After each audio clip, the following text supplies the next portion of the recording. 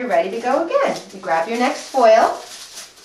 Now I'm going to explain in the next one what I would have done had I wanted to do a long hair. Now with the sectioning comb, I just go into my scalp. I grab a piece of hair that I think I'd like to highlight. Okay, I'm going to grab this little section right here. Looks like it needs a little color. And pull it off.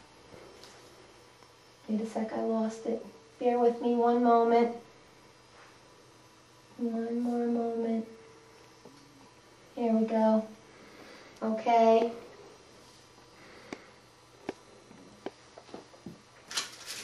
And I'm going to put it in the front of my head so I can see what I want to do. And again, I'm going to put the foil over the comb. Grab my strand. Oh, I lost my little strand. Grab my little strand. And I'm going to pull it so I can see that little dark, area? That's what I want to get the product on, that little dark area. I'm going to dip it into the highlighting mixture. I'm going to put it right on that little spot. Okay, work it in good with the brush so it gets into all the hairs. Okay, and then I'm going to grab it here. Now, if I wanted to do this whole strand, what I would have done was I would have put product all the way down this piece of hair. I would have held it. I would have doubled it over. This is where you want to use the long foil, not a piece of cut foil. And you'll just product the whole thing. And I really never do my little tips, but you leave the little tip hanging out. Okay, you would leave the little tip hanging out and you'd fold it up just like I did. But we're not going to do that here because I only needed to do the root. But you get the general idea. Okay? And then we're going to fold it up again and fold it over. Now it's important, if you only want to try a few at first, I'm going to wash our hands off again. You only want to try a few at first to see how you do. It's perfectly fine. Remember, you're doing this yourself. You've basically used very little stuff, but you always want to balance it.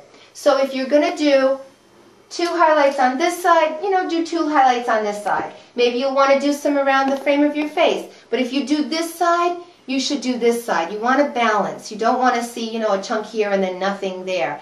And start small. Tiny little strands. Just take a few so that it's not too overwhelming for you. And if you don't like it, it'll probably just blend in and it won't bother you. Now, one other thing. If you did want to, say, have hair that's not so chunky, but you wanted to just put in a couple of highlights, what you would do is you'd pick up a piece of hair like I have here, and then you would take a smaller section of it, and you would weave like this, just in and out, in and out, in and out, in and out, until you get finer pieces, and the further apart they are, the less, and then now you're having strands of hair that are only like so far apart, but only very, very surface, and they won't be just concentrated in one area, okay?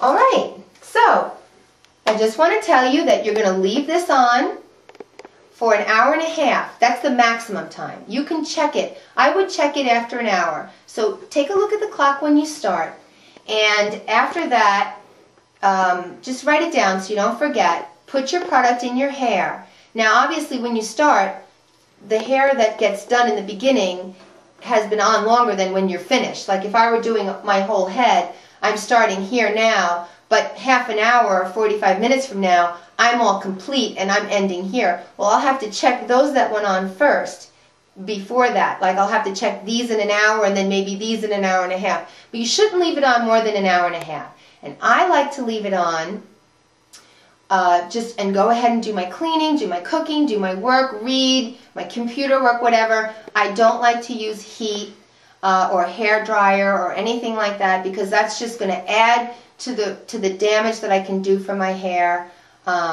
Anyway, I hope that was helpful, and I hope you'll try it at home. But if go easy on yourself, you know what you can do. And join me back for part 3 when I remove the foil so that I can show you what to look for when you need to remove the foil. Okay, see you in part 3. Thanks for tuning in.